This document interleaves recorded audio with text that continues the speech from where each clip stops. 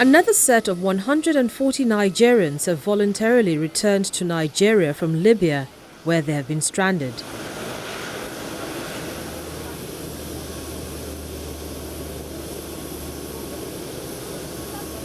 Among the returnees, 74 are adult females, 52 adult males, 1 female child, 2 male children, 3 female infants, 2 male infants, and 6 unaccompanied children. This time, the International Organization for Migration facilitated their journey back to the country.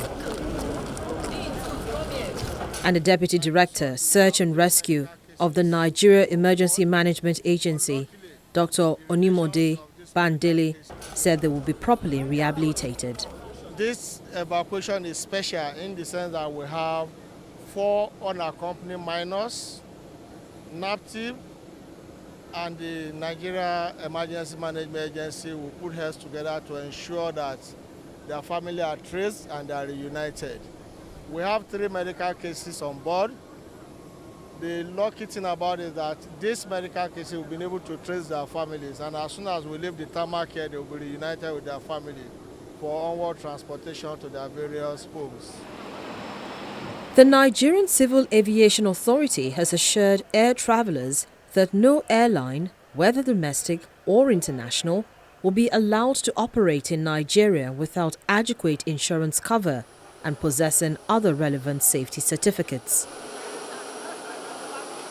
This assurance is coming on the heels of recent warning by Lloyd's of London, the world's leading insurance market, that it might be forced to blacklist Nigerian airline operators due to continued failure of some operators to fulfill their obligations of paying their premiums to the insurer regularly.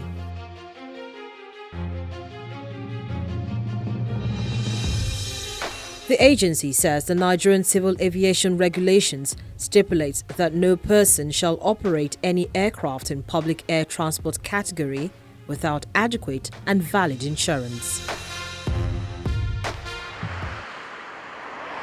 The airline operators of Nigeria have asked the federal government to take action over the lingering aviation fuel scarcity to forestall a total collapse of the aviation sector. The chairman of the Airline Operators of Nigeria, Captain Nogi Megasin, said that the consistent non-availability of the commodity in the past weeks for airlines to conduct their operations has taken a debilitating toll on the industry. He said despite the shortage of Jet A1, the marketers have been increasing the price consistently to an unbearable point. The Executive Secretary of the Major Oil Marketers Association of Nigeria, Obafemi Olawore, attributed the shortage of aviation fuel to difficulty in sourcing dollars, stressing that the foreign currency is often not available to importers on fairly affordable interbank market rate. After 35 days of flying from the Greek island of Crete last month and across 10 countries, the Vintage Air Rally show climaxed at the Stellenbosch airfield in South Africa. The VAR trip included flying past the pyramids in Egypt through South Sudan and Ethiopia, where the team was briefly detained due to a dispute regarding proper authorization.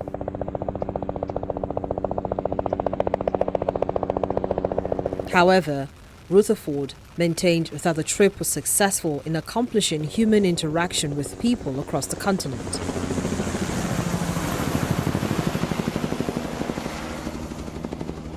Vintage Air Rally is a celebration of these very old flying machines and their ability to still fly 90 years after they were built.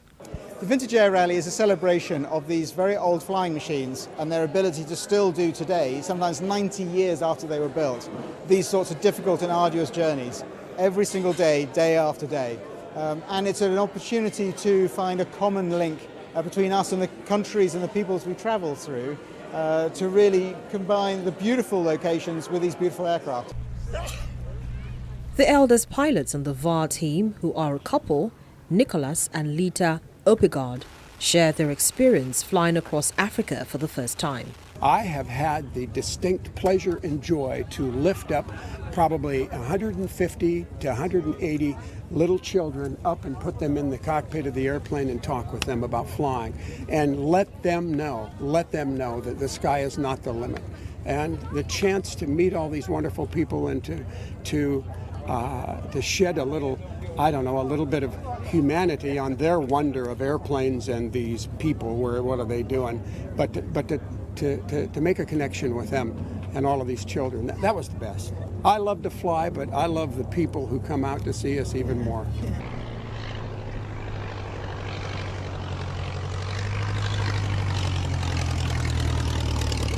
"11 instead of the expected 12 biplanes reached the finishing line.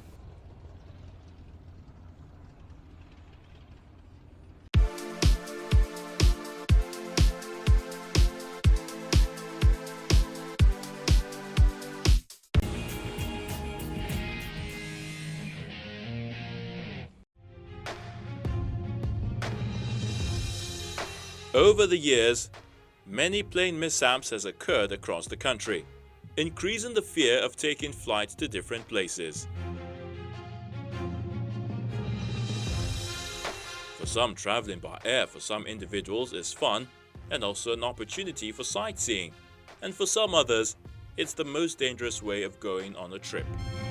However, it's very difficult to say if an airline is safe or unsafe. What should be of utmost concern to an aircraft passenger is having some level of knowledge of flight safety in case an emergency landing occurs. The first and most helpful step a passenger can embark on is the one taken before the actual takeoff. Listen to the cabin crew.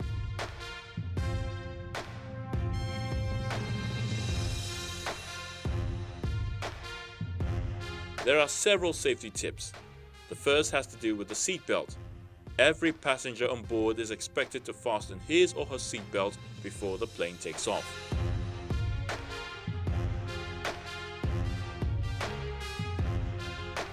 Secondly, the seat should be upright and in a locked position during takeoff as well as the end of the trip. Then the emergency exits. Jets and turboprops typically sport an emergency egress in addition to regular doors such as main cabin and/or flight deck door. And for some other aircraft, is the main cabin door closed after a water ditching, when the emergency exit may be more appropriate.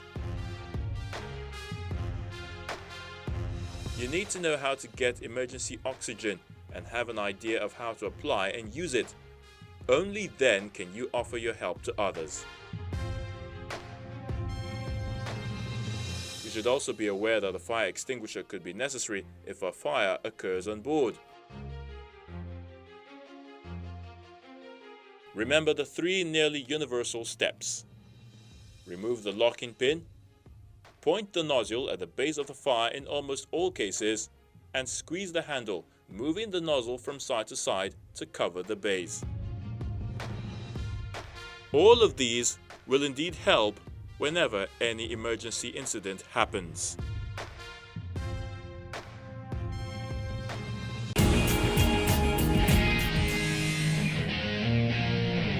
This is where we take our bow, but do remember to reach us on our feedback platform. I'm Bukola Jokitumbi as the best of the Yuletide season.